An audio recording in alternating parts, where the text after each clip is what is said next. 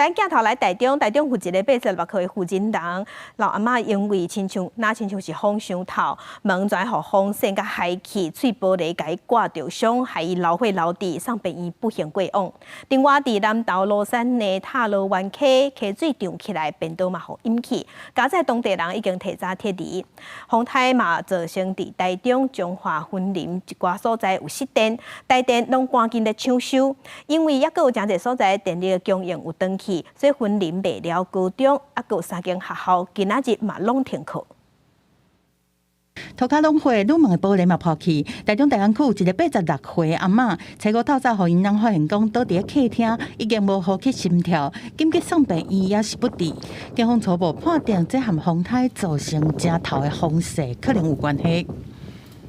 不排除系死者于开关铝门时，铝门因故脱落倒下，导致铝门玻璃破裂，刺伤死者右手腕动脉。风一定较大，更集中嘛。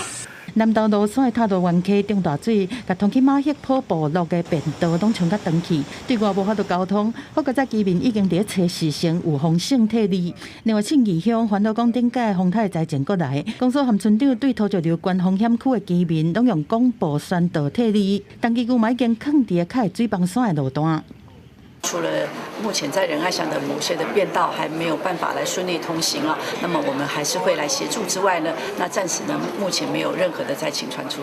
科学话讲，仁爱乡和信义乡已经有风险替离，包括有新人和西药剂的患者拢总63个。中部各县市嘛出现停电的状况，台中市停电户超过2万户，按算初五暗时10点进前会当全部复电。云林县上济时阵有38000户停电，其中以未了上济。彰化县加起来46000户停电，到下晡5点，拢够有12000多户还未复电。重灾区是在二林芳苑这一带它的事故灾情比较严重，也就是说我抢修比较困难。小犬风台的风势是真强，和云林的大西乡沿海拢是风背山，四界拢是雾雾雾，看不清楚，空气品质嘛真歹。另外，云林好尾的高铁特定区停车场嘛出现有够头的风背山，官府是紧急铺防护网和喷水，尽量卖让这风沙这么高，嘛提醒民众若出来外口一定要特别注意。记者综合报道。